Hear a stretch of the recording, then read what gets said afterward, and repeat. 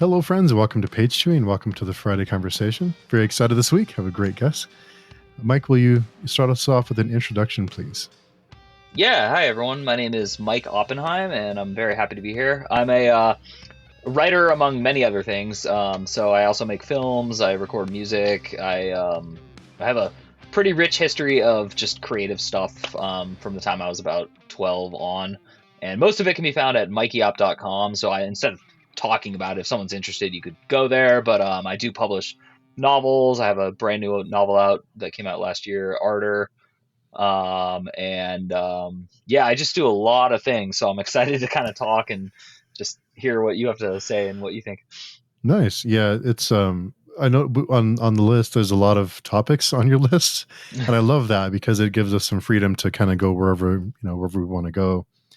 But you mentioned a lot of creative outlets. What is it about kind of expressing or being creative that appeals to you? Why do you have so many different avenues? Yeah, it's interesting. I've actually finally really come to terms with this, and a lot of it was by listening to people in my field talking about it. Because I noticed that no matter what echelon you achieve of success, however you define it, there's usually among artists like a thirst to do more, and it's not a thirst to receive more praise or ridicule. It's a thirst to like do more. So I I noticed that like when I finally got like the publishing contract I'd always wanted, and then I just wasn't fulfilled. And then it was like a hard lesson, but a great lesson. And so I realized that like no amount of success by whatever terms I use is ever going to feel like the end or like success. So the reason I continue to make things is just that I have a very busy mind, a very busy brain. And even if I try to subdue it with like drugs or alcohol, it's there. It wants to do things. So, I'm in my 40s. I'm not going to like keep trying to make that part of me quieter. And so instead, I just throw myself into whatever I can do. And I think it's the only last thing I'll add is that social media has made it worse, not better for me as far as like my self esteem, but it's Hmm. also made it better for my career. So there's like a real double edged sword that I'm finding with social media. How do you find that balance of because social media is a very valuable tool for creatives, especially to get your work out there and to connect with people and to network. How do you or how do you try to find the balance? I'm not sure that anyone really knows exactly how to find that balance, but what do you do personally to try and stay within that middle range?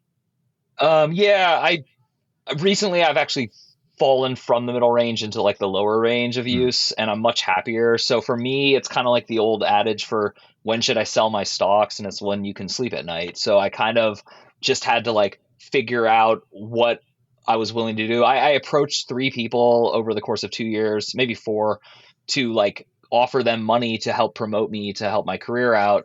And ultimately, all three told me you have to go on social media for at least an hour every day and do these things. Even if we do them for you, you have to do them. And I just really thought about it. And I was like, you know what? I love a lot of the people who are successful, and I love watching their specials on Netflix and the things they do. And I like paying a lot of money to go to a concert or a venue to see them. I don't actually think I'm willing to do what they're willing to do. And that was a really shocking moment for me because I had a lot of hubris involved in both admitting that to myself and then actually walking the next few steps. So like I finished two novels since my last one, and I did not approach agents yet to try to get them published because if I publish them on my own site for my mini built-in audience, I will not only, depending on how much I charge, I'll not only make much more money, but it'll also come out in a timely manner. The publishing Mhm. process for novels is so painfully slow. I mean, you write something, you ship it, it gets contracted, there's galley proofs, there's editing, there's back and forths, and by the time it comes out, you're like you barely remember writing it. So so yeah, it's a good question, and I'm not trying to sound like a Debbie Downer, and I really respect people who go out on the internet and really hustle. It's there's something to that. I just am not an entrepreneur. I'm just a creative type, and that's what it is. It's interesting you mentioned that because it is. I've really toned down my social media use, and I wonder I wonder if it is necessary for you to have a social media presence. I know there's a lot of people who say you have to spend a certain amount of time on social media to get your work out and to find your reader base or whatever it may be. But I wonder, once you have kind of an audience like you've built, how much do you really need an hour of every day? I mean, is that with everyone screaming into the void, how do you stand out? With everyone spending an hour or whatever the time period is, even all day, how do you stand out? Like, how do you?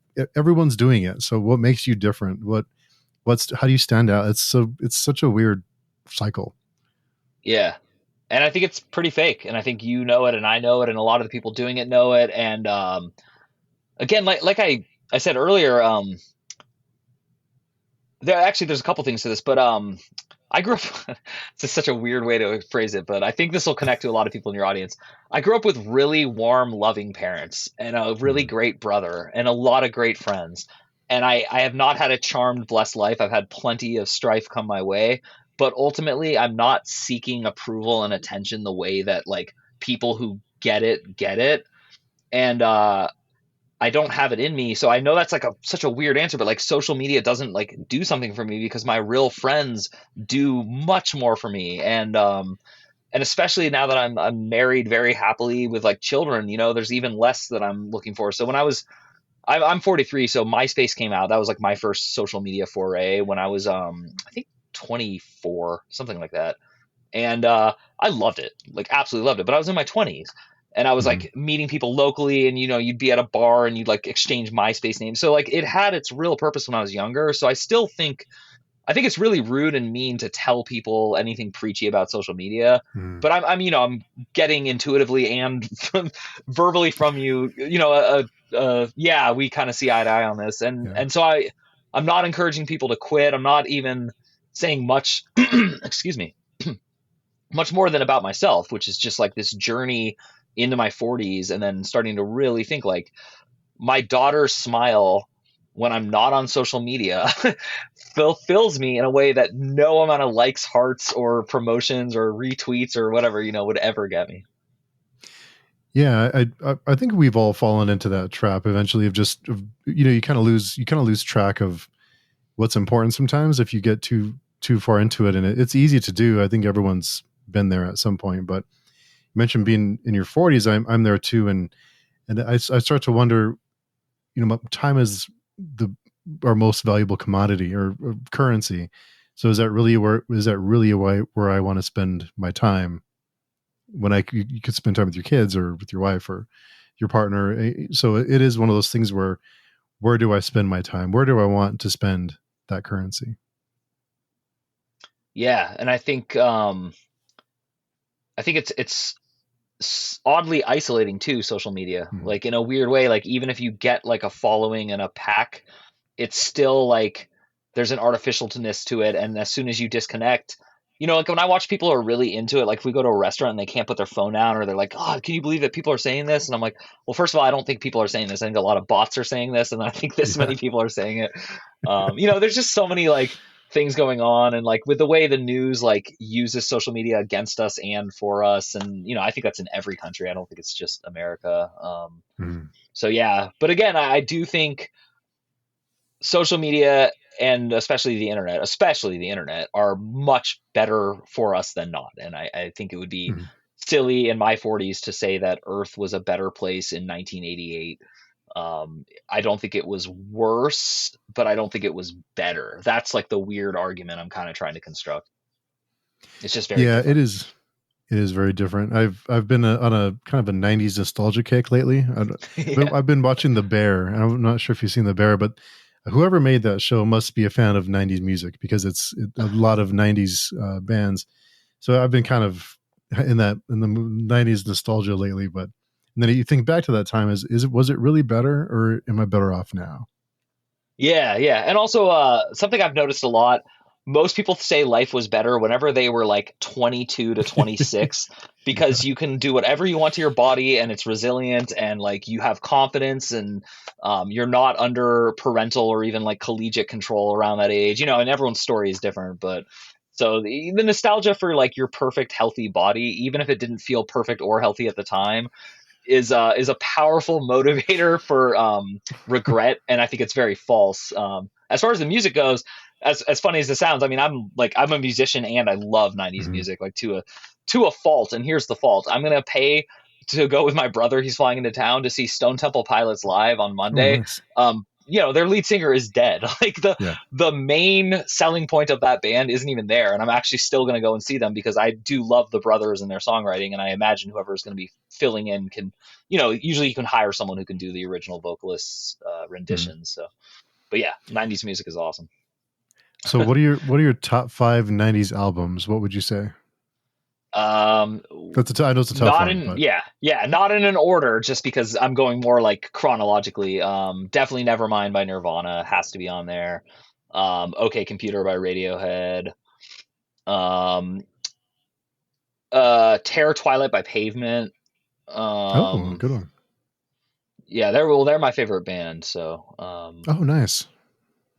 and then God, it's the best That's question. yeah, I it's want to stop with three. I can't. I'm gonna tap out because I'll waste an hour trying to because I'm too critical. I can't like yeah. offer number four without getting into an internal debate. But definitely a Radiohead album, a Nirvana album, and a Pavement album would be in my top three. Yeah, So what I about you? think I'm more of oh, yeah, but now that you started naming yours, now I'm like, I shouldn't have asked that question because you might turn it all on me. Uh, I I mean, I'm think interested. I think Nevermind, of course, has to be on. I don't think I really appreciated Nevermind as much as I do now. As the years have Hmm. gone by, I think just because it was everywhere and it kind of, you kind of turn it off. But yeah, I think Nevermind. I think 10 would have to be on the list. Yeah, 10 was so close. Yeah, those on Yeah, there. I think the Benz is Radiohead's best album, actually. OK Computer is wonderful too. And then I'm trying to think. There's so many album covers in my brain that are trying to vie for attention right now. But maybe a Rage Against the Machine album. yeah, Maybe that was a great yeah. one. It's just there's just so much. Or Soundgarden, Super Unknown.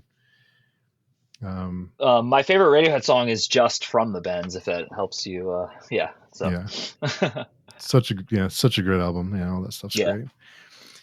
I've been on the Bear. I'm the Bear.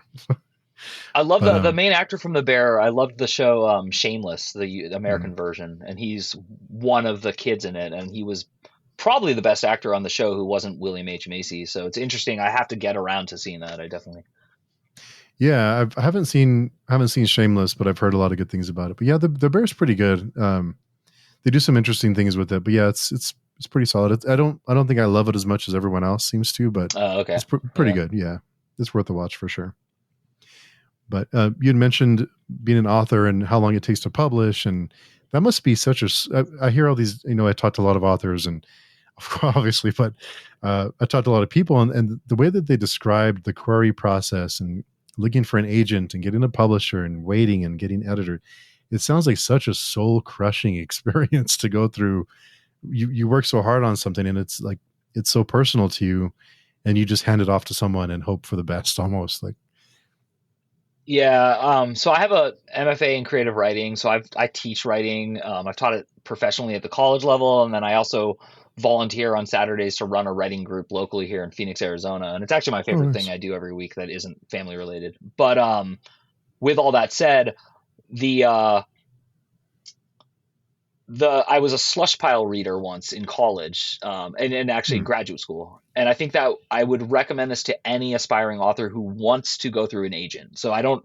There's many ways to publish now, and I am a big advocate of telling people don't ever say I self-publish. There's no point in specifying the type of publication at this point.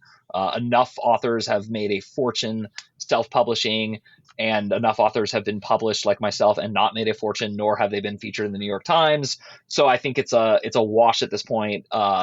In my opinion, Mhm. this is probably the most vehemently controversial thing I'll say.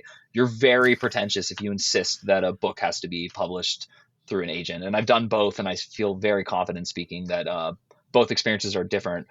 If you like people reading your things quickly and when you wrote it, you don't want to go through that. But the reason I brought up the slush pile is that that's the reason it's really soul crushing is that Hmm. um, every year there's more aspiring writers, not less. And every year these agents have to hire more and more, usually interns who they don't even pay to go through a slush pile. Some of these people are aspiring authors themselves, and some of them are not very ethical. So they might even throw out a manuscript that was good because they don't want to like feed it up, or they could be having a bad day and they skim through. So when I was a slush pile reader, I was blown away by how bad almost everything was, and then also by how rare it was that something was good enough to even pass up one level.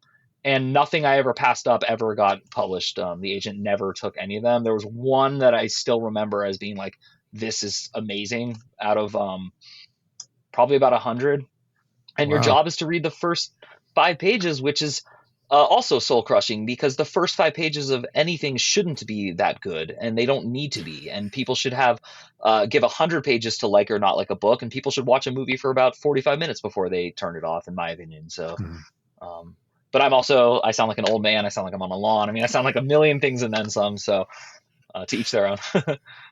No, it's funny. I find myself saying those kind of things too, and then I think, am I, am I just yelling at the clouds? But when you went through the slush pile, what were some of the, or what were the most common mistakes or errors that were made to make something not worth passing up? There are so many, but I'll just list a couple. Really obvious ones are like dialogue tag errors, like you don't understand that a comma goes before said, asked, blah blah blah, or like you do a comma, end quote. He moved his left wrist. Like actions aren't connected to dialogue, so there has to be a period. So like little things like that are always really noticeable. Way too much tell to show ratio, and I would also like to Mm, say this to young writers: it's not no tell all show at all, and it's actually all the way up till about 30, even 40% tell is fine. It's when the tell gets way more than the show that no one enjoys reading, and the reason why is no one likes being told what to see or what to imagine. The reason books still hold weight in our world, and I think and hope they still will, is your brain does something incredible when you read that doesn't happen when you watch TV or movies or YouTube clips. And again, I was a film major as well. I make movies. I love both arts, and especially because of like narrative constructs and how you can get away with things in either.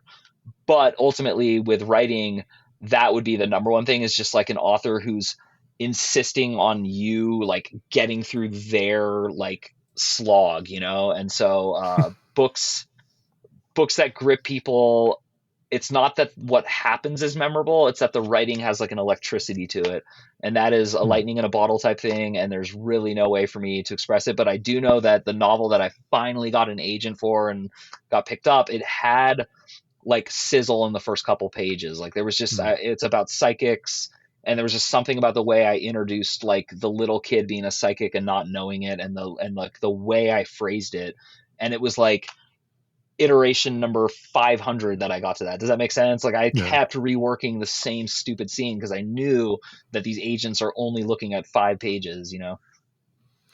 Wow. I didn't realize you only read 5 pages and then they moved on. I thought they read a little bit longer than that.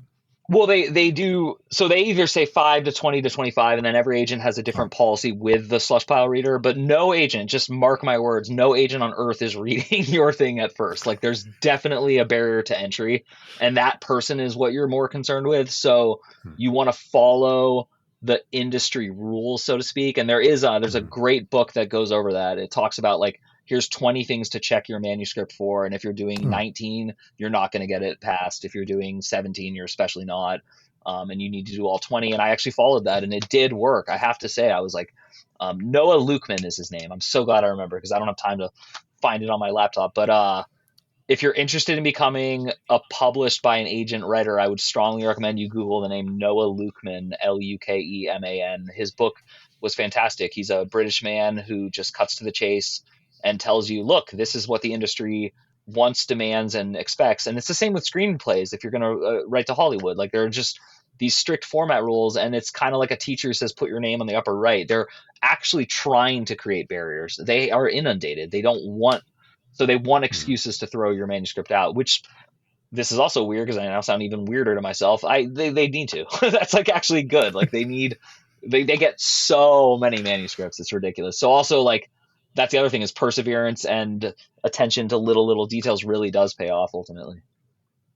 Yeah, I think, is it the first 5 pages of Writer's Guide to Staying Out of the Rejection Pile? Is that Yeah, I the think so. title? I think that's Okay. him. I can find it at some point, but what I do know is that like they do read. So what happens to a lot of writers, it happened to me, like the best feeling in the world is you get a letter back from an agent that says, hey, we're interested in more of your work, you know. And so you're just like, the first time it happens, you're like, that's it. I'm going to be like sitting at the table with like my favorite author soon. I'm going to be on Oprah's book club. Like, I mean, the ego will like seize that like piece of advice. So usually then you send it more to them, and it's not even the whole thing. Usually it's like, now we want the first 50 pages, and then you wait. One time I waited, he said 8 to 12 weeks. So I waited 14, and then he didn't write me back. So then I found his phone number and called him, and he basically told me to go F myself, and I Wow. lost that. But I'd already lost it, so I was just like so pissed because he had raised my hopes, and I told way too many people, and then I felt like really stupid. So these are all like, I love telling these kind of stories because I think it's helpful for people to hear. But I did reach this agent in the back of a taxi cab in New York City, surprised the hell out Hmm. of him. He's like, "Who is this?" I was like, I'm Mike Oppenheim. You sent me blah blah blah." And he's like, "Oh, I don't remember you." Like, he was a British man living in New York, and I'll never forget it. And then an hour later, I get this like staunch rejection letter, very curt, not, Oh. yeah. So that was like one of the first ones. And then anyway, eventually they might ask for the whole thing, and then someday you might get a letter that says congratulations. Then you get a contract. That's when you see why you'll never make money doing it.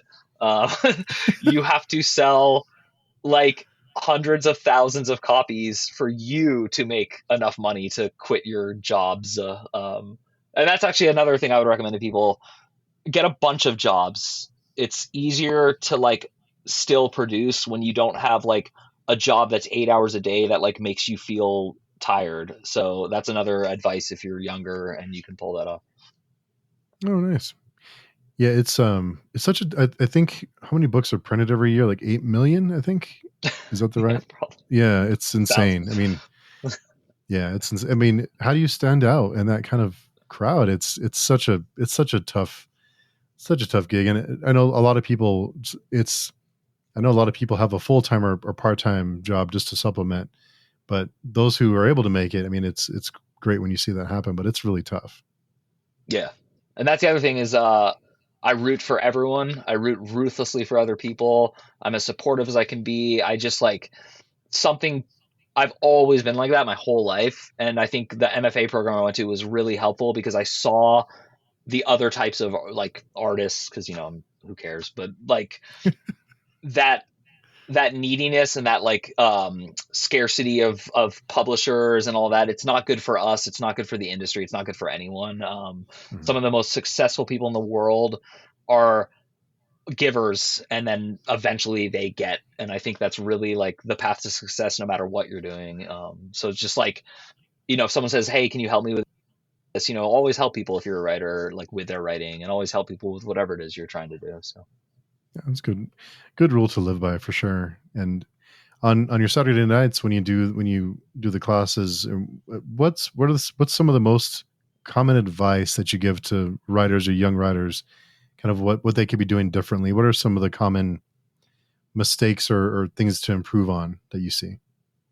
I mean, I would say there's like three types of writers. There's the new writer who is awful. Like, they just are making every mistake you can make, but they have one of two things or both: passion or actual like something. And Mhm. so you want to nurture the one that's lacking, and then you never want to tell someone you can or can't make it. That's stupid. You don't Mhm. know. So you really just try to always be supportive, but then you make sure to tell them one, two, or three things that made it so that you would have put the book down on the nightstand. Like, you try to give them advice for like why you wouldn't be raving to all your friends on social media about it. You also try to compare it to someone else who's great and made it, so they can hopefully read their books and see what they're doing better than them. Hmm. Like I said, so typographical errors and like actual like rules of fiction, which there is like MLA, there is Chicago style, there are like things that you actually have to learn. And some people get them intuitively from reading, because that's input first, output second. So there is like just the gifted person who grew up reading Isaac Asimov in bed and can just sit there and hammer it out. But dialogue tag, stuff like that. So that's like the first tier. The second tier is the person who is stubbornly or unknowingly making the same mistake over and over again and like not changing it. So there will be people who come in week after week and they keep sending us like their version of this thing, and we keep telling them like, "Hey, like this character's not working. They feel very one dimensional. Like, could you, blah blah blah." So like adding scenes, adding things in. But then I think the most common one by far is edit, cut, edit, cut, edit, cut. go back. The novel I just finished that I'm excited to try to do something with. I'm saying it. I'm not trying to be like cards behind. I just actually don't know. I'm like I might release it for free on my Substack to my Mm. premium subscribers just because like they've stuck with me and they support me. So why not like give them a book for free that I spent years on? And I mean that like with all my heart. But uh that one I edited so many times. I mean, I was like so sick of it by the time I was done because I was like, well, if the one that got published didn't fly off the shelves, I better do even more for this one, you know? Mhm. So those would be the three. I would say just like learn how to write. And I don't mean like how to, like learn how to write a novel, learn exactly the rules for a novel writing, which is that Noah Lukeman guy. And then two, get over your ego and your insistence that you're the best ever because like you're not, and it takes an audience to like your thing. So even if you are right, do you want to be right and alone, or do you want to be right, wrong and it also applies to marriage. Yeah. Like if you've ever been in a relationship, you know that there's a certain point where being right doesn't feel good when you're sitting alone and the person's upset with you. So like there's some of that involved. But the ego on a writer is pretty amazing. Like I think all of us who write, it takes a tremendous amount of confidence, and that can be a real enemy. So Yeah, definitely. I think it must be hard for the newer writers, whether they have it or they don't, or they have a way to tell. It must be hard for them to at first get used to criticism or to constructive criticism. So I think I would imagine that'd be a barrier for a lot of people too, just to be able to not take it personally, know that you're trying to help and not trying to criticize them, but trying to help them build up. yeah, and I mean teaching is definitely my forte in life. It's the thing I like am best at. I just wanted to do many other things, so I have taught and I do teach. But I that group is very special to me because we meet every week and we do exactly what you're saying, and we help each other nurture and grow. And the other reason I love it is it's like an open mic for writers. It's a chance to come Hmm. to a place where there's a pretty large group of readers. We only have 8 spots every week. You have to sign up ahead of time.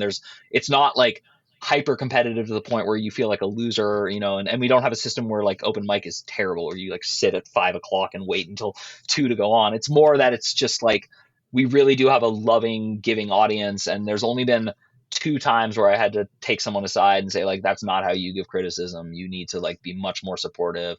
You can say you don't like something, that's always fair, but you can't say it with like anger or vehemence. And then occasionally you can tell someone is offended by something someone writes, but that's to me that's like you got a big problem if you're entering into the world of fiction and you have a problem with what people are doing.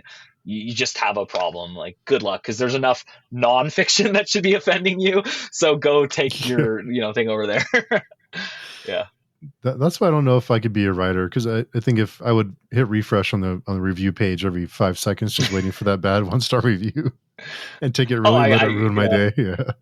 I can only tell you my bad reviews. I couldn't tell you the good ones. And then I finally had to learn, like, I had to turn off to see when people unsubscribe from my weekly column because, like, it doesn't matter that it's always growing. It what matters is that I lost 4 people. Something I wrote like the most like kumbaya I love you thing, and I lost like 4 people once, and like I just was so angry. I'm like, what?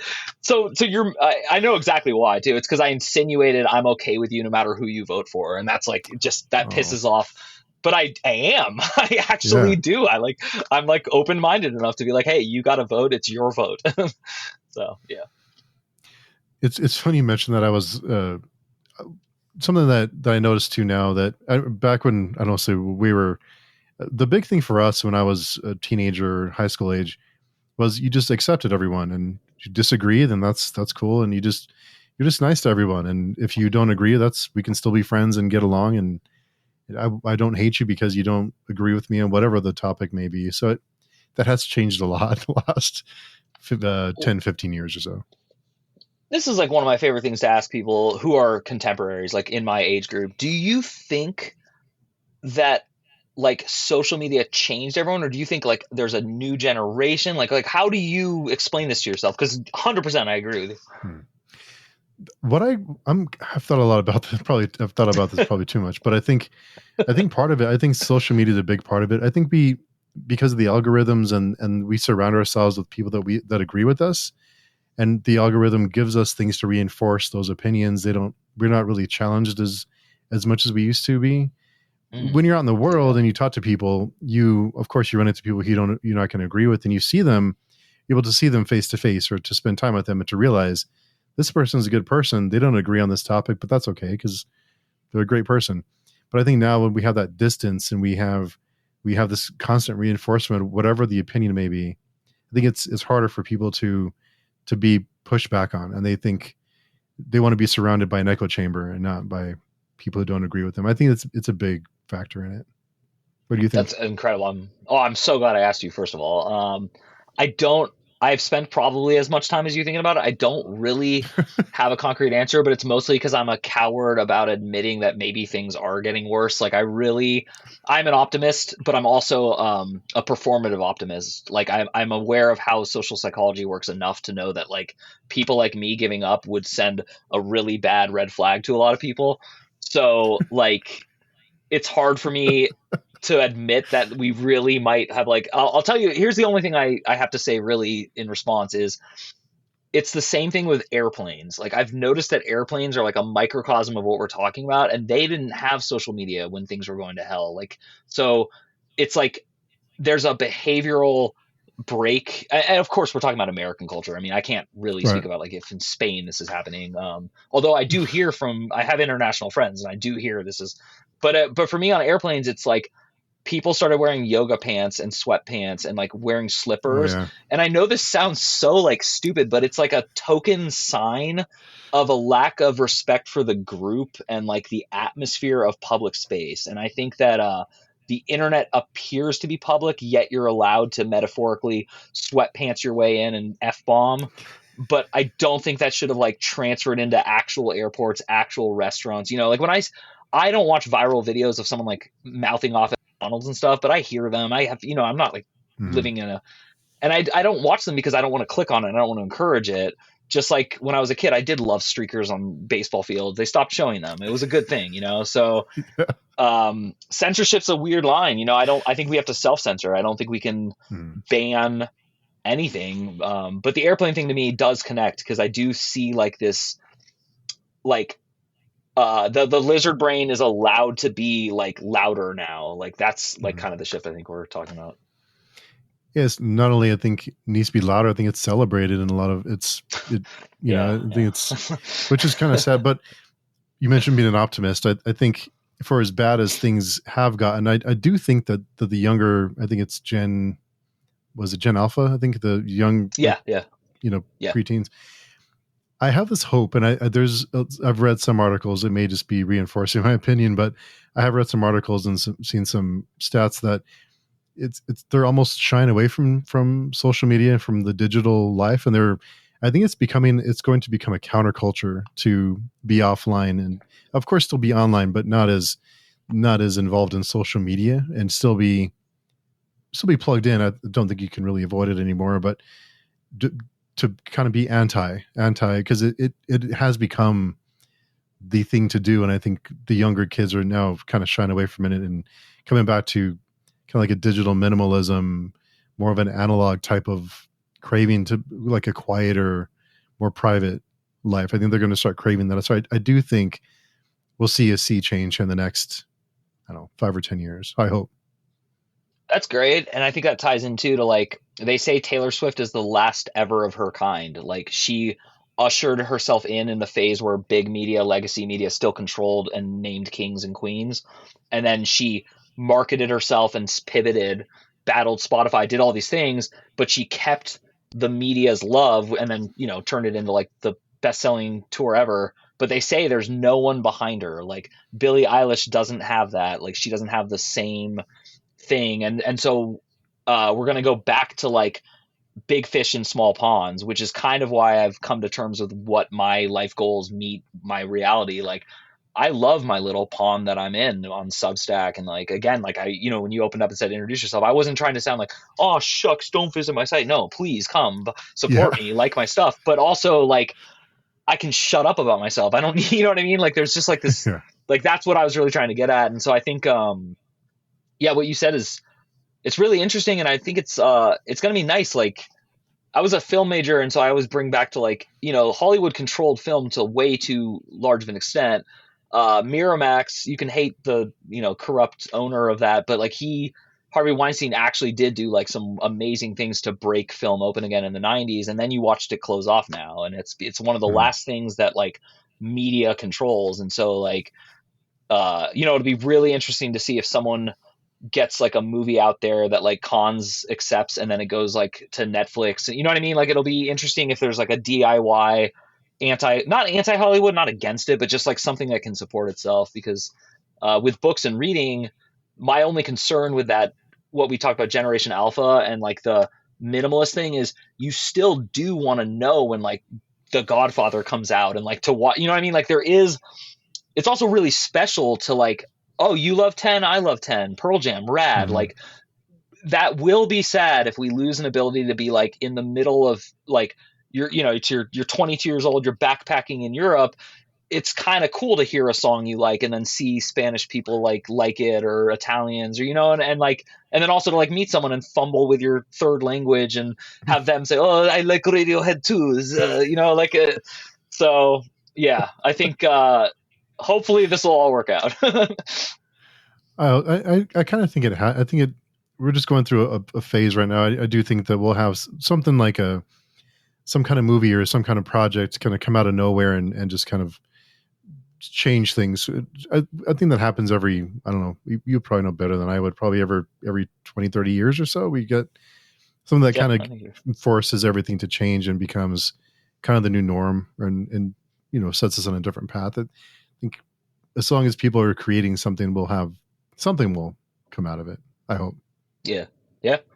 Someone wiser than me once said like even avant-garde became like copycatted, and like it has rules now, and like, oh, that's not avant-garde, okay, well then that's just a new so yeah, I think you're definitely right. I think something always pushes the envelope, and then everyone rushes to copy, emulate, and make money off of like what it did. And yeah. Yeah, yeah. The we talk a lot about social media and wanting to get your work out. I think I know of a couple of people who have gone viral on social media, and their books became, they blew up, and they did really well, and then they experience this really huge dip after, because they move on to the next viral project, and they kind of forget about you, and you're it for a few days or for a week, and then you fall off a cliff.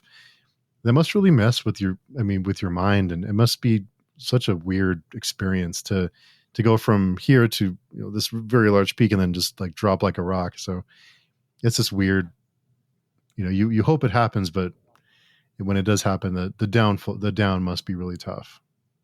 Yeah, I definitely agree. And I think like even if my children showed promise as a musician or an actor or something like that, I would never let them go into like Hollywood or that situation because of what we're talking about. Because Yeah. I think Macaulay Culkin turned out okay. He's like one of the few. I've seen like interviews with him. He's like a pretty well-adjusted adult, but he talks about the phase where he wasn't well-adjusted and he had to deal with the fact that like, oh, I was on every magazine cover. I was being begged to, or another one who didn't turn out so well was Haley Joel Osment, the kid from The Sixth Sense.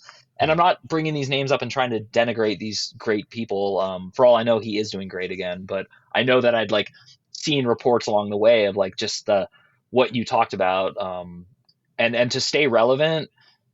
I mean, Jack Nicholson did it. Al Pacino is kind of doing. I mean, it's like there's maybe like 10 people who stay relevant for 67. Paul McCartney is probably the Mm. all-time best example. Mick Jagger. I mean, there's just so. At some point, you got to realize you're just going to be a name no one remembers. Like, you and I would be like Eddie Vedder. That's so cool. If I tell an 8-year-old I met Eddie Vedder, they're just going to stare blankly at me. And even if I Yeah. show them who he is, they're still going to say, "Great, he looks like you, Dad, except older." Yeah, exactly. Yeah, it's funny how it works. We mentioned movies and kind of staying relevant and how long you stay relevant for. We had a meetup a few weeks ago, just chatting about movies, and I contend that we won't see another movie star for a while. I think Tom Cruise is probably the last box office draw that we'll have, maybe in the next, I don't know, 10 or 20 years. I don't. It seems like a lot of the more popular movies, at least for now, are more of the superhero movies, and it's more about the franchise and not the actor. So it seems like people are on their little boxes now, And whether you enjoy those movies or not, I think it's kind of taken the draw is the character, it's not the actor. Yeah, I definitely think you're right. And I think that's also interesting when it comes to writers because Mhm. really writing is a profession for those who like to self-efface. I mean, I don't if I wanted to be the hero of something, I would be making me the hero, but a book is really like this experiment where you just try to take something that's in your mind and make it visible enough to someone else. Mhm. But yeah, I think like yeah, there's some like I remember in writing school like people were like, "Oh, I want to be the next whatever," and they would like name these people, and I was like, that was the era before celebrities weren't from writing. Like no one is going to be Charles Dickens because Charles Dickens wasn't competing with media. Like the Yeah. newest thing was books. And I also, this is just a funny trivia thing to throw out there, but I did like a social history class once, and moms and parents were concerned in the 1800s about kids reading too much. Exactly the same stuff you hear about TV and not social media because there is like a different edge to that because it's an interactive thing. But as far as like my kid's lazy, they should go outside. They read too much. Now like you'd be like, oh, my kid reads. I'm so proud of them. So there is something. If you're an author and you're young or you're my age or even older, you're looking in a rearview mirror. Like Yeah. your best bet is selling your book or your novel into like an adaptable screenplay and then having someone buy the rights to then butcher it, completely ruin it, and then put your name in tiny print at the end of the like skip intro on Netflix that no one's going to watch anyway. Like that's really like if you want to see your name in big lights and you're a writer. Even like yeah, I can't. I play this with people. I'll say like name an author and like all the Stephen King, Elizabeth Gilbert, the person who wrote that book. Yeah. Yeah, it's such a weird thing. The well, do you have any favorite, or what would you say is your most influential movies? Because you create film too. Was there a Yep. movie, or was there a group of movies that really kind of got those juices flowing for you that made you want to explore that? Yeah, yeah, for sure. And again, it's going to be all 90s stuff, even though I love older film. But it really was like Goodfellas and Shawshank Redemption.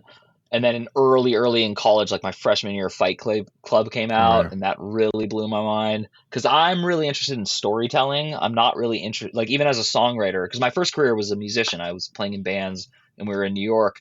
And even with that, it was more about like a vehicle to like and I didn't write ballads. I'm not literally a storyteller as a musician, but what I mean is like there are like feelings and emotions I get and I want to convey them to people to see if they feel them as well. That's like the best way Hmm. I could explain.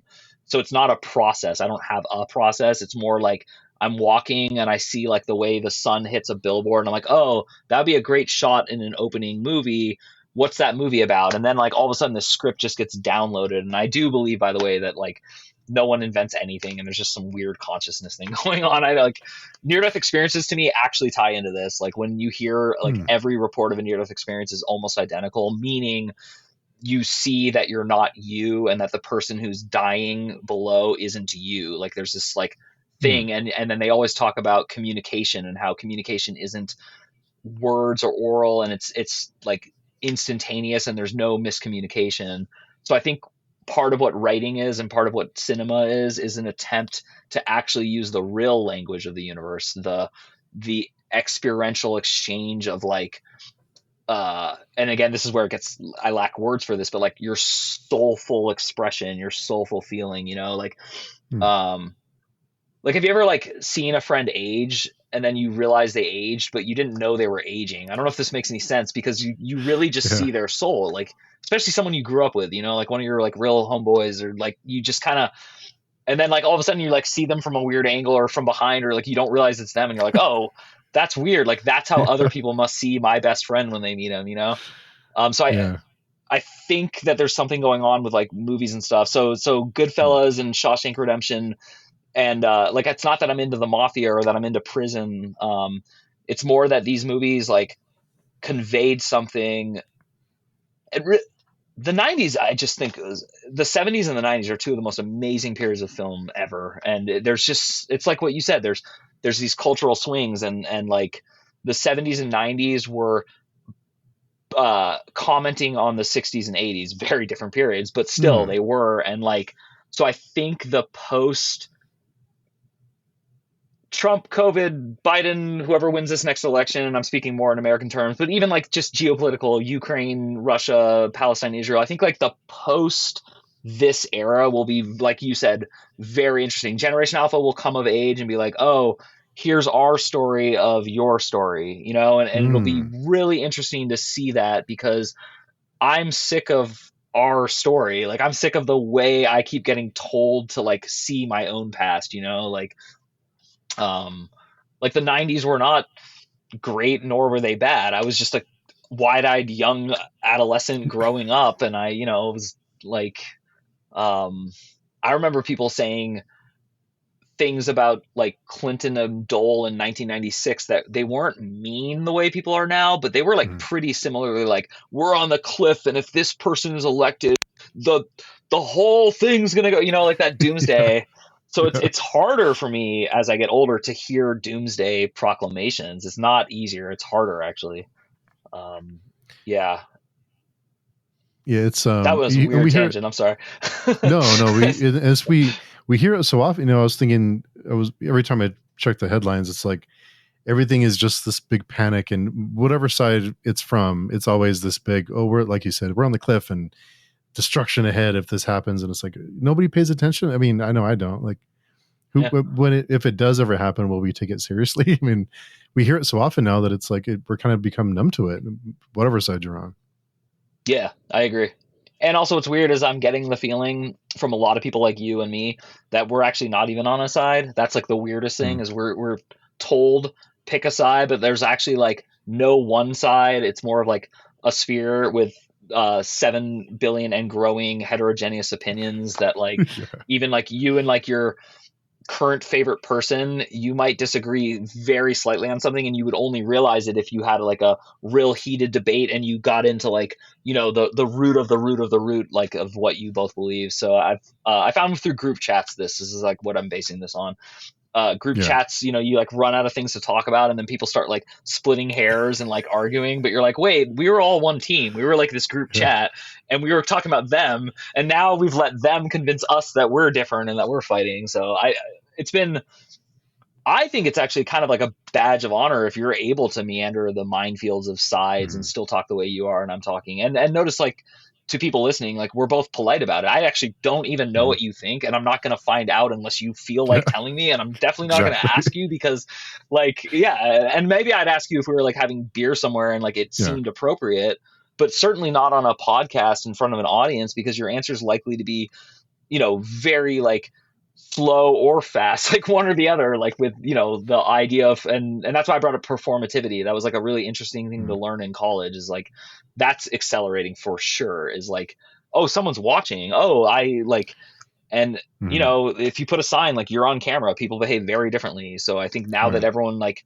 in the back of their mind thinks you might be on camera, like even when I drive sometimes I'm like, oh, this person could like film me and vice versa, or like, you know, I mean, I'm a pretty like well-natured, calm person, but there are times in the car where I get really pissed at other drivers, and like I've thought a lot Yeah. about this. So yeah, Yeah.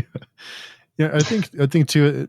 Now, I mean, no matter, and it's tough because no matter what you believe or no matter what you think about whatever topic it is, you're bound to upset someone, no matter what it is. So it's just, especially with an audience and with people listening, and someone's going to be upset. It could be the most milk toast opinion ever. Like I'm pro eating food. It's like someone's gonna be pissed off about it. It's like you can't. Someone's mad about everything. It's really it's really sad. It's what is the what's the joke about Twitter or X or whatever it's called is someone will post, I love pancakes, and someone's like, what do you have against waffles? Why do you hate waffles? I know, I just love pancakes. I don't hate waffles. I just love pancakes. And it's like you can't win no matter what. You're a monster no matter what. Why do you hate pancakes? yeah, Or why do you hate waffles? yeah, and it goes back to that algorithm thing you talked about, Mm. which is like what it seeks to serve what it thinks we want. What it thinks we want, because it was programmed, is to not be able to turn it off, like Right. whatever it is, Instagram. And so like if it finds that you can't stop arguing, it's going to send you like negative things to argue with. And if it finds that you can't stop loving puppies, it's just going to send you puppies all day. So Yeah. it's interesting. It's very interesting. It's such a weird thing. It's so weird, and just it's all for clicks and time scrolling. Yeah. It's just really strange. But you had mentioned about near death experiences, and there was something on your list that I wanted to ask you about. You talk about the meaning of death instead of life, and what does that mean for you? Yeah. So, I went through a divorce in my 30s, and I have a son from that marriage. And things went really weird like 6 months after the divorce. And I don't want to get too into it, but Mhm. I had a lot more time than I ever wanted on my hands. So I decided to volunteer in hospice. And this is all very connected to me because in hospice, I like really learned a lot about myself and our culture. Again, speaking about America, and Mhm. Americans really, really don't talk about death the way a lot of other cultures do. And we also like go out of our way to like avoid thinking about it even. And like, movies, like you famously don't kill the character. I actually kill someone important in one of my novels. There's seven. So, I'm not going to spoil it for anyone, but, and I've never seen people get more mad. I mean, it was crazy. I got like really hostile feedback, and I don't care. Mm. I unapologetically killed someone because people die and it sucks. And sometimes someone you really like, whatever. So in hospice, I started hearing from these people on their deathbeds a lot of like regret and a lot of like, and then especially watching family members visit and like not be able to say goodbye and not want to and be like, this is awkward. And I'm like, no, Mhm. it really shouldn't be. And, I never said that. I was just in my Right. head. So my wife, during COVID, we had so much extra time that we decided to start a podcast specifically about death, which is to ask guests, what do you think happens when you die?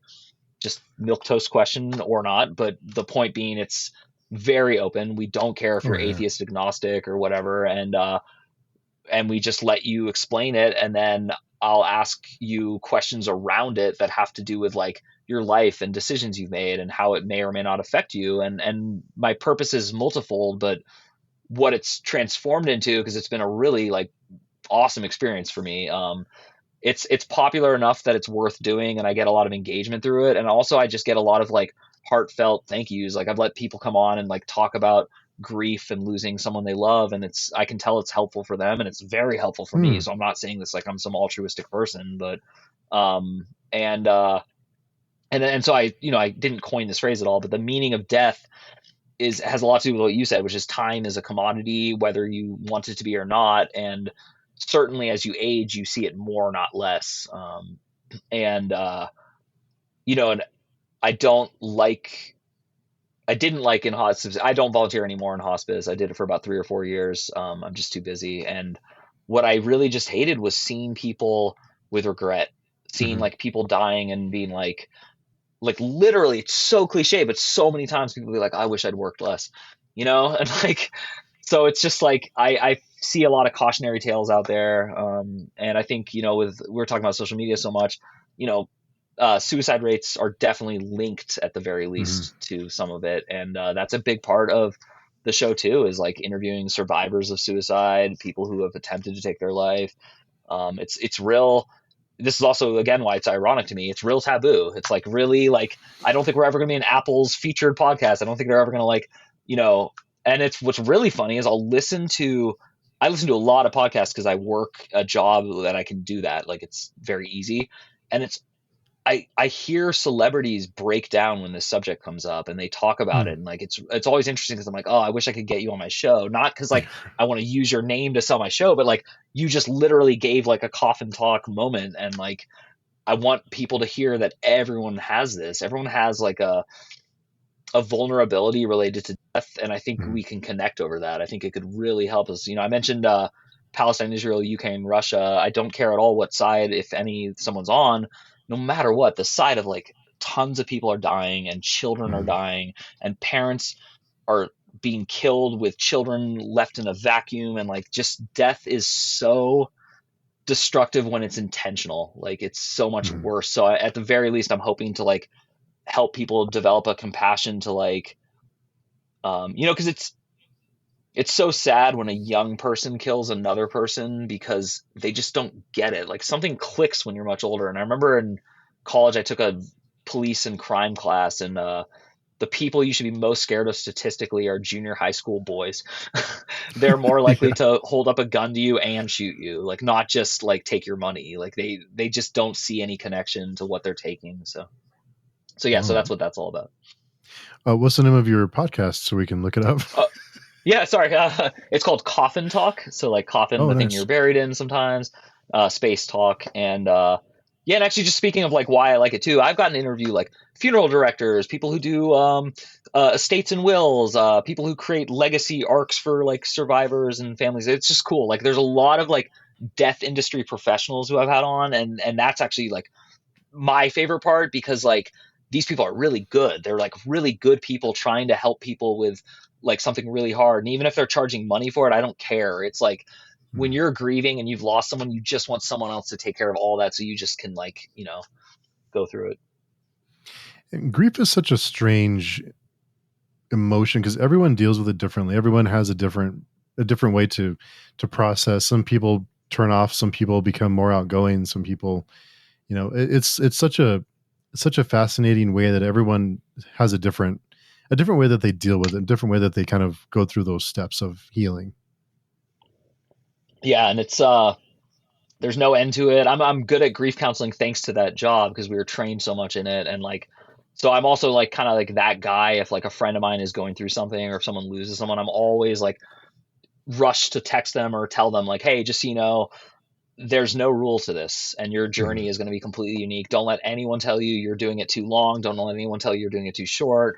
If you want to remarry. If you want to like whatever your process is yours. But Mhm. it also really never ends. That's the other thing I try to tell people. Like just when you think, and then the hardest thing for me is why I said it was connected is like I don't get to see my son as much as I wanted to, and it's I'm just gonna say this because it's important to me to say it. I don't think Mhm. people care.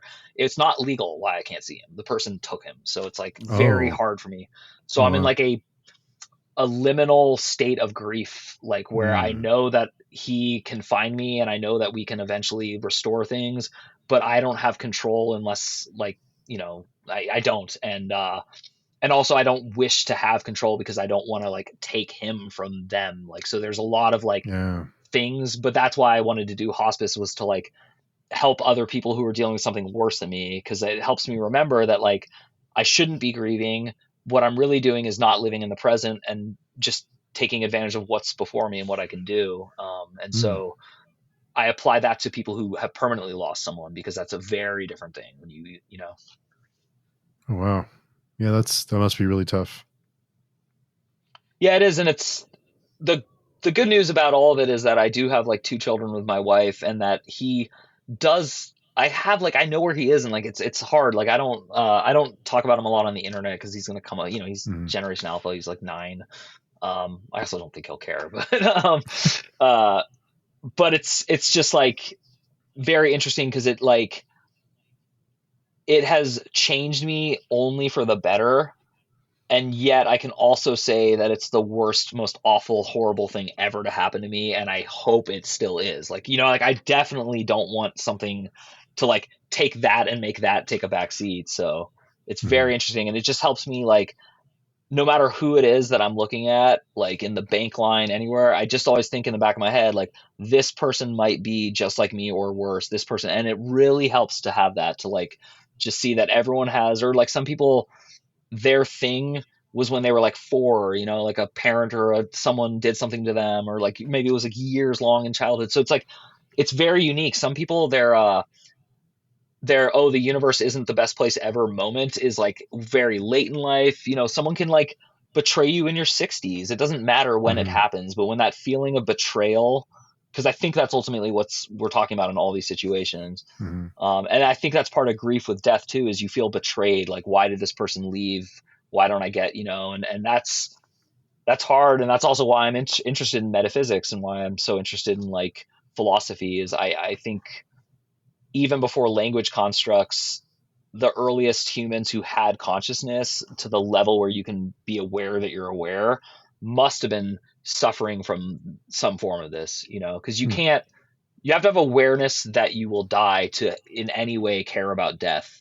Otherwise, you're just an animal with like, built-in instincts to not die, but you're not thinking about that. So this like weird twist of fate that gave only humans that we know of the ability to reflect on life and death, has led to like industries of like paying therapists, talking to people, self-help, Freud, like even Freud like developed the psychology field. There wasn't even anything like it. So all this to me is tied in, and I think that the internet is going to help us develop a universal respect for how differently each person wants to deal with this question and this situation, mortality. Hmm. Why do you think it is that it's so hard for us to discuss death, or to be I don't want to say more accepting of it, but to be more understanding, or in those situations where you're going to lose a loved one or they're near the end of their life? What is it about us as a culture that we struggle with that? Where do you think that comes from, or do you have any ideas? Yeah, I have a lot of ideas, and they're all mean. It's 100% socialization. There have been cultures that revere death and looked forward to it, and even like sacrifice people, which may sound extreme and awful to us, but Mhm. we don't know. We don't know Right. how noble or not noble it was. I mean, the Aztecs, I think, are the most famous one. I think they like literally would just push thousands of people into like a burning fiery pit. Mm. And from what we can gather from records, it was sacrifice, so, and we don't even know how the Great Pyramid was built because that was like so long ago that we just are even shocked that it was built. And just that one, not the other ones. The other ones we know a lot more about. But all of this to me ties into like socialization is definitely what does and doesn't permit anything, including war. Like right now, it's a common accepted notion among most people. Well, war is a thing that always happens. It can't be avoided. Well, that's socialization. And every time you say that phrase out loud to the internet or your children or people listening, you make them feel stupid if they disagree. And so I think the socialization with specifically what you asked has to do with everything to do with unlimited ceilingless capitalism, for lack of a better word. So before Mm. the internet gets angry, I am not attacking capitalism and I am not promoting communism. I am simply reflecting on the fact that within this current iteration of capitalism, you're expected to grow infinitely, and that's actually ludicrous and impossible. And one of the ties into that is you should always be trying to spend money and not die. Like there's actually like this push to like stay forever young. So that's why I said it's going to sound Yeah. mean, is like you shouldn't be putting bleach skin toner on like to like look good. Like also, like in Asia it's very popular to bleach your skin to look whiter, and in America Mm. it's very popular to tan your skin to look darker. And as an ESL teacher for 10 years, I could not stop laughing at this. Also, like women in Asia pay to have like surgeries to make their eyes bigger, and women in America have surgeries to make like their waist slimmer and like butt small. It's just like it's just utterly insane. But all of this ties into what I'm talking about, which is an inability to accept the cards you were dealt and how your life's going to work. And so I think if we socialized, right now, my daughter, my middle daughter, she's 3 and like a couple months, and she just started asking like old die questions. So like, why did Grandpa call himself old? And I have yet to like see how big her concept structure is to then answer it, because I want to be careful. I'm not going to lie to her, but I don't want to like tell her there's like death and then have her not even understand that. So Mm. like here's a good example. It's not helpful to tell her like, when you get a boo boo, well, if that boo boo's too bad, you're gonna die. That's like very misleading and not accurate, because some people don't die from a boo boo, and like you she also could like I hate saying this, but like she or anyone else could go to sleep tonight and not wake up, and that wouldn't be Yeah. tragic from their perspective at all, unless so socialization, and then this like incapacity, and then an encouragement to resist it is like really why I'm sounding mean and kind of do have like a little bit of a chip on my shoulder, is that I do think it's sinister to pick on like a 24-year-old model who at 22 you said was the most beautiful person on earth, and now you're like, oh, but there's a little cellulite, or oh, they've put on some pound. Like we attack and vulturize ourselves for aging, like not like Yeah. any feature of aging, just literally aging. And like, oh, Julia Roberts, she doesn't look good anymore. Oh, Julia Roberts, she looks good for her age. Both statements are really weird. Yeah. And it kind of goes back to that, like, do you see your best friend? Do you see like the soul in them? Or like, I don't know if your parents are still with you, but like, I just want my Mm. parents to live forever. I'm like their boy, and they loved me so much, and they're both still alive. And like when I think about them leaving, it is so sad to me, and it's so hard to deal with that emotion. But I don't think I would feel that way if I'd grown up in other cultures, including some of the Eastern ones, which again, they have their fair share of problems. It's not like there's a solution to all of this, but there are like, Tibet is famous. Like Mexico is actually, I think, the best culture for dealing with death by far. And I think Dia de los Muertos is like an incredible holiday. And that would be the culture I would point to like the world to and be like, this is a step in the right direction. And interestingly enough, they're somewhat related to Aztecs, so maybe. Yeah. Yeah. I do think we value, as a culture, we kind of value youth, and the 18 to 22 age range or so. That's like the peak. That's when, that's kind of like where all the value was placed. And as you get older, we, like you said, we kind of get discarded. So it's sad to me when I see actors, especially young actresses, get plastic surgery to look younger when they're in their 20s or Oh God, 30s. yeah. It's just awful. But at the same time, I get why they do. They must feel so much pressure to look 5 years younger when they're 25 or whatever it may be. Such Yeah. a And at the so risk, tough. yeah. And it's also weird because like it also might sound like I'm attacking the beauty industry, and I sort of am, but I'm also not if you're healthy about it. Like if you want to get plastic surgery for like any reason, not only can you, but you should. But also like, speaking of death, like what if you're getting your plastic surgery and you have 3 children, and the Michael Jackson drug, whatever the thing is, that the anesthesia doesn't work and you pass? Like, ahead of time, would you have written that check and said, yes, this is a risk I want to take? Or how much of like the surgeon not really, just sign here? Or Yeah. like, like what, because there is a chance anytime you go in for surgery, and you do have options. And so like, again, like diet pills, just even dieting, even like, if Mm. you starve yourself too much. They think Steve Jobs, all of the reason he got the cancer he did is because he did these weird diets for like extreme periods. Like he would eat only prunes for like a year or something. I'm grossly exaggerating, but there's speculation as to that. Wow. Must well, I'm sure he hates prunes. Or he hated prunes.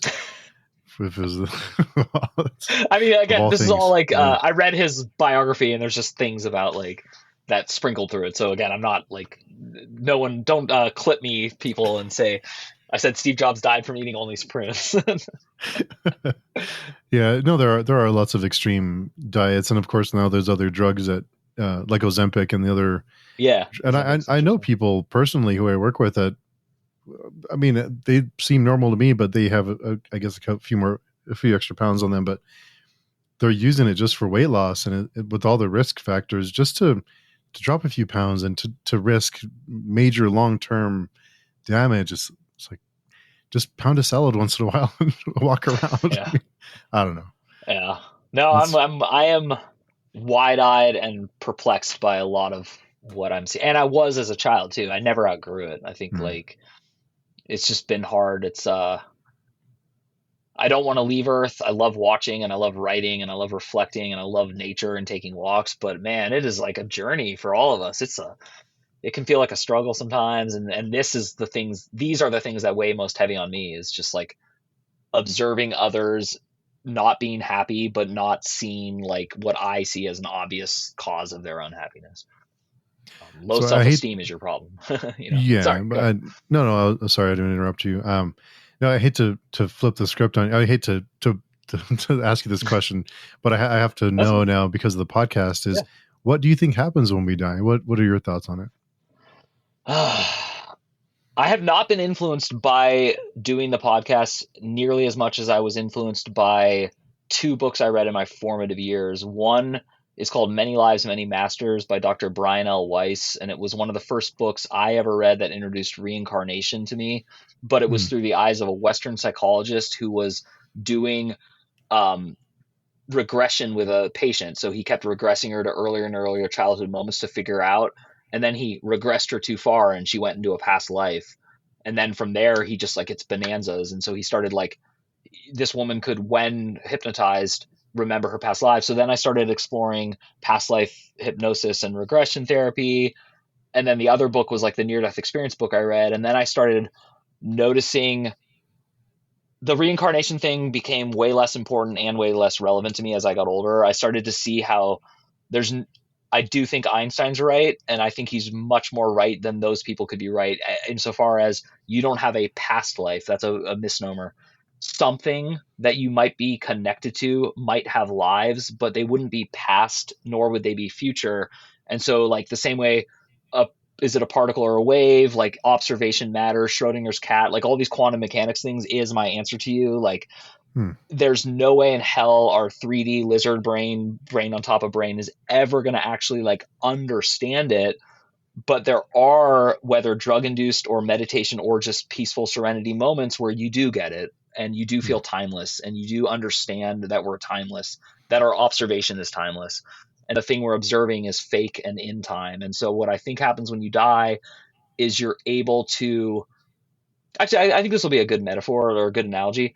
We have the lizard brain, and then our smarter brain talks about it and shit talks it, and like denigrates it, but also admits it. Like that like sometimes you turn your head at like a person you're attracted to, and you might feel shame because society told you to, but that they do it too, and everyone does because that's Hmm. why we're animals.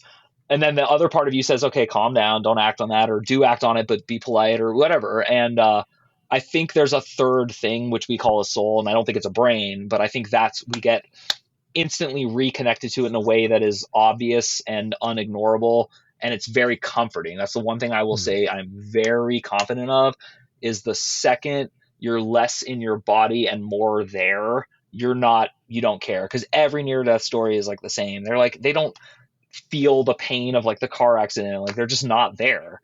And so you're Hmm. there until you're not there. I was in a terrible car accident and I was writhing on the road in pain, and then I went into shock and it wasn't bad. I mean, I remember it was weird. And Hmm. then it was horribly painful for 9 months when I recovered.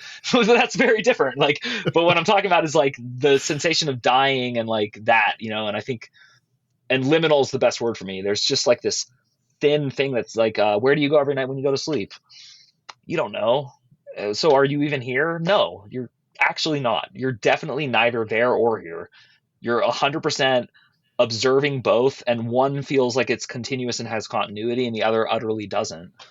Hmm. But maybe there's a continuity above the two continuities, and maybe there's a third continuity, which would be what we call past lives and reincarnation. So that's my long, long, long answer, is that I think many things are possible, and I think your brain can project anything you want. So if you believe in heaven, I think for sure you're going to see a heaven when you die. I'm not so sure if heaven is real. I'm not so sure if you stay there. It would seem impossible to me to have, but also I could close my eyes and imagine you and start having conversations with you, and like how real or unreal is that? And like when you see a crazy person in the park, it's like the weirdest moment in your life, no matter who you are, because like they're there. Yeah. And when I lived in Oakland, California for 10 years, and like I lived near an insane asylum, and there's this guy who would like walk down the street with a machete sometimes, like a real machete. And this guy was like 6'8" and built like Navy SEAL. And I remember like the advice was just don't ever make eye contact and don't enter his world. He can't see you unless you enter his world. But if you enter his world, you might be his mom or the person who did like whatever to him. And like that's so don't engage and don't offer money. Like if you see someone who's not in this reality, just don't enter theirs. And Hmm. that to me has a lot to do with what we're talking about, which is like, or how green is the color green to you? How green is it to me? It's never going to be able to articulate that to each other. Yeah, so it's so interesting. You mentioned our lizard brains not imagining being able to kind of comprehend. I think it's just even imagining space and the vastness of space. I mean, it's Yeah. hard to if you really sit and think about it. The just how just it's hard to wrap your mind around the lengths and the size and even from here to the moon. I mean, it's hard to wrap your mind around the distance and or to the end of the solar system or to the next the edge of the black holes, and it's just it's hard to even. I guess some people make sense of it through numbers and equations, and I guess it makes sense in that language. But just to just to understand it is hard is weird. Yeah, I read. My dad got me into quantum mechanics when I was a kid. He's a normal guy. He's like a stockbroker and a lawyer, so he's not like a physicist, but he's interested in the same subject. And he found this book at like a garage sale, and it's not available on Amazon or anything. It's like Hmm. literally like typed and then mimeographed, if you're old enough to remember that word. But I read something yesterday that was so profound that I'm going to read it right now because it to me it completely ties into what you're talking about. This is by Heinz Pagels, so if you want to look up who that is, people, you can. Atoms are so small and there are so many of them. For example, in your last breath, it is almost certain that you have inhaled one atom from the dying breath of Julius Caesar as he lamented A tu Brute. This is scientific trivia, but the fact is that a human breath contains about 1 million billion billion atoms. I'm going to repeat that 1 million billion billion atoms. Even if they mix with the entire atmosphere of the Earth, the chances are high that you will inhale one of them. So I think, yeah, I just think like that size, what you said, space and size, and like the it's just crazy. And then the non-locality, the fact that like particles can communicate without location is just it's crazy. Yeah. Yeah, even just to consider time. And what is time? And is it a force? Is it what? Why do we continue to move forward? Why don't we? Why aren't we? Why do we? Does everything evolve and decay? And it's just really. It's all this stuff is really really great. Well, what would you like?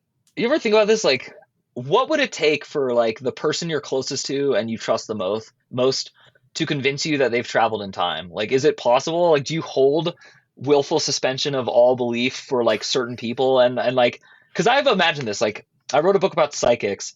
If you're psychic, you probably don't want to tell people. You really Yeah. don't. Like, I think we would probably find you and murder you, a la Jesus. Like, if you're too good at something that scares people, they're gonna either use you or kill you. Mm. So I think like people who experience near death experiences very often don't cite them, and I think like a lot, like especially for religious reasons. It's terrifying if you're a diehard Catholic your whole life and then you have an experience that completely contradicts what it's told you. And this is again because I've read these. Like sometimes people come forward 25 years later and they're like, "I got to admit this thing happened." And the reason I'm admitting it is because something tied in. Like when I was in that space, this person told me, "Remember the red globe when you blah blah blah." And then 30 years later, I saw the red globe, and it was exactly how I described it to myself. And like there's just these like Oh, things, and the red globe didn't exist back then, so how could you know it exists in the future? It can only work if what you said is true, which is time is not a river, or if it is a river, you have to be able to freeze it and look at it from above and then go into spots. So yeah. It's the or if we're just seeing the surface of the water, we're not in the water. We're just seeing the top of the water. We're not seeing underneath. Or have you seen? Are you a fan of True Detective? The first season yeah, yeah, the first one, I loved it. Yeah, is great. yeah, The time is a flat circle, and it's just we're just going around and around over and over again. And yeah, it's so many great ideas. One of yeah. my favorites. So yeah, that have you seen Dark? No, I will see it though. I trust your recommendations. It's What is it, on a TV show or a movie? it's on Netflix. It's 3 seasons. Cool, It's German, and so I recommend awesome. watch the don't watch the dubbed version. That's my advice. Oh, But okay, thank you. if you like Yeah. time travel movies, it is or time travel stories, it is. It'll yeah, it's so great. Really good stuff. And actually, what you said just tied into something I feel is really cool about the modern era. I always liked TV more than movies, actually. But the reason movies were better than TV when I was a kid is because they were.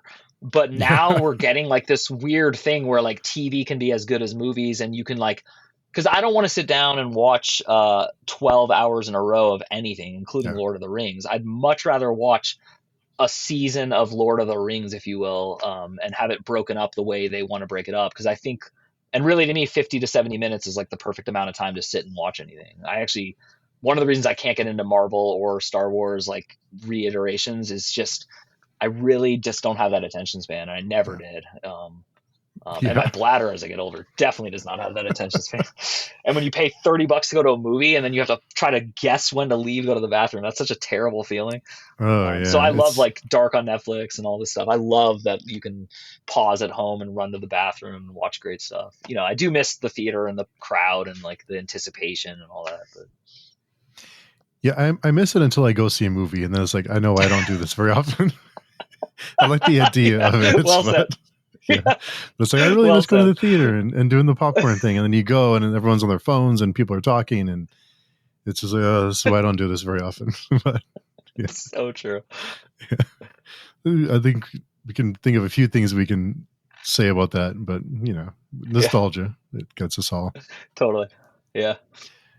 But the time actually completely flew by. I lost track of what time it was. But I have a couple questions for you. I don't want to keep you all day, but because I'm sure we could Yeah, talk no, for sure. hours. But Definitely. one of my questions is, was there ever a hobby or thing that you were excited to try, but when you tried it, you did not enjoy it? Yeah, actually, I just talked about this the other day with someone. Scuba diving. It was Hmm. terrifying. I was terrible at it. I got like 20 feet down, freaked out, shot to the top, didn't get the bends and die, speaking of Radiohead. And the person said, "You can't go back in, get out of here." They made me Oh go sit wow. on the boat. Oh, because I mean, you can't go up that fast. I'm so lucky that it didn't, but it was Oh. just the most terrifying thing I've ever. I'm a little bit claustrophobic and I'm a little bit afraid of heights. And I know it's not heights related, but there's something about it that just like, it just terrified me. And it's dark, it's just like weird, and I don't trust. I have trust issues with like someone putting the right amount of oxygen in. I have trust issues when I get on a plane that like they solder the bolts correctly. I still fly, but my point is scuba diving was like so unnecessary, and snorkeling's great, so that's something. Nice. My next question is, do you have any favorite family recipes? Yeah, a lot. My grandfather was a baker, so Hmm. I'm just gonna go with his standard like upside down birthday cake, I think it's called, or something. I don't know. There's no like, it's not famous. You can't. But he just has this cake.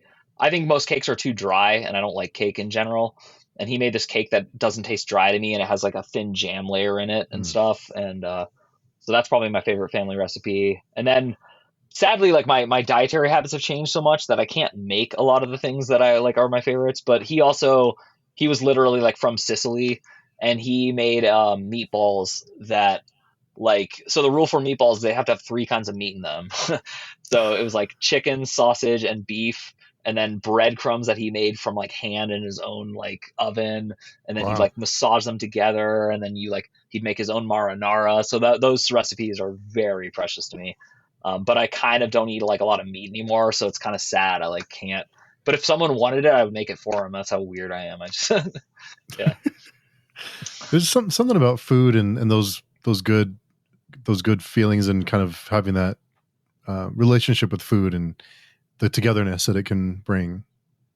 I totally agree. Yeah. Yeah. Was I thought about that watching Chopped last night, but That's cool.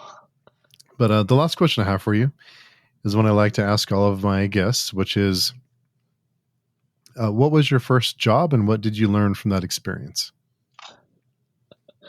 I wish I could give my second one because I learned much more, but Well, I'll give my yeah, well, it first can one. be a second. Uh, all right. Well, my first one was I went to a place when I was in junior high to like get better at math because I wasn't doing well in school, and then I did really well in it, and I graduated from it when I was in eighth grade, and they liked me so much that they offered me a part-time job, so I got hired, and I always wanted to work. Like I had work permits and stuff, and I was really good at the job, I thought. And then one day they fired me. But this is why it's a funny story. I didn't know I got fired, so I like went to the car, and then my mom's like, "Well, when's your next shift?" I'm like, "Oh, they didn't say." And she's like, "Well, that's weird. Like, do you need to go back in?" I'm like, "No, no, they said, listen, we don't like to tell people, we don't like to sandwich people, which is an industry term for when you tell them something good and then you say something bad and then you Oh say yeah. something good. So we don't want to do that with you. But the other day when you were helping that kid and you didn't do the right thing and then you didn't ask him to, like, one of the managers for help and you tried to solve it yourself, that really upset their mom and they were like really mad about it. So it's just, I don't think you're going to be able to work here anymore. But you're like one of the best employees we've ever had, and you're so good with people. So I like it, like literally happened to me.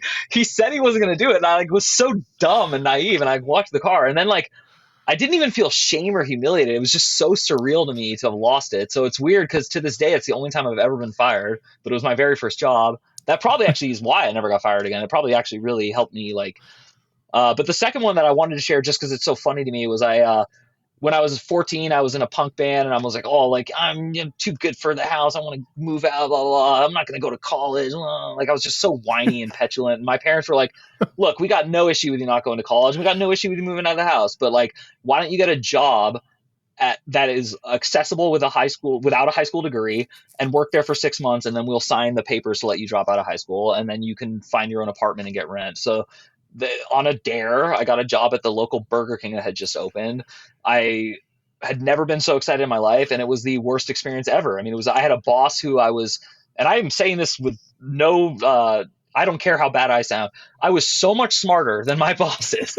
Like so, I mean, it was just like insulting how dumb they were and how much they hated me and how much they would like not let me. I was better at the register than I was, and I'm not smart. Like I mean, I'm okay, but like I'm not like some, I didn't go to Harvard. I'm not like, but it was just like that's who typically becomes a general manager of a Burger King, at least in 1996, and so that job was really informative to me because I did quit, and it really helped me see that like you don't need to go to college, you don't need to do anything, but you better figure out if you want to be someone's boss, be under someone as a boss, if you want to work for yourself, like you got to figure out like all that kind of stuff because you don't want to end up at Burger King and then with no other options left. So no matter who you are and what age you are, and by the way, nothing wrong with spending your whole life working at Burger King. And like I love people who I just want to get home and be able to play my sweet video games. I don't care what I do for the 8 hours that pays these bills. So like I respect all walks of life, but holy crap, the fast food industry was not for me. And I did work in restaurants for 12 years after that. Like I love food service and work. So, and I love cooking. I just not fast food and not, yeah. I mean, God, they made me clean the ball pit with like kid puke in it. Oh, Oh it was no. the worst. Yeah. Oh, so bad. Oh, that's awful. It wasn't summertime, I hope, was it? I mean, it's California, so it's always good weather there. It Oh doesn't yeah. matter. It's just, yeah, yeah. Ugh, makes it worse. But Mike, thank you so much. I had such a great time.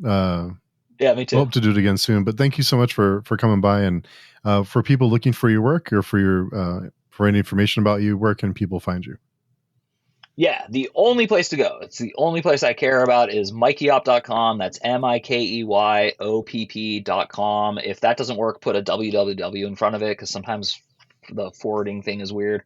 It should work though. And if I may ask you, because I like to ask at the end of the interview, you would be a fantastic guest for Coffin Talk. Is there any chance you'd be willing to come on? Absolutely, I'd love to. Yeah, Awesome. All right, yeah, cool. So we'll email behind the scenes. I don't want to cool. waste your time, but yeah, because I got to answer a lot of things that I would want to ask you. So Oh, nice. Yeah, of course. Yeah, that'd be great. I don't think I've ever been invited on another podcast. So that's you have now. yeah, awesome. You're awesome. You're a great host and you're very interesting and engaging, and I appreciate this. This was Oh, awesome. yeah, thank you. Thank you. Yeah, thanks for coming by, and thanks everyone for listening. And hope everyone has a fantastic weekend.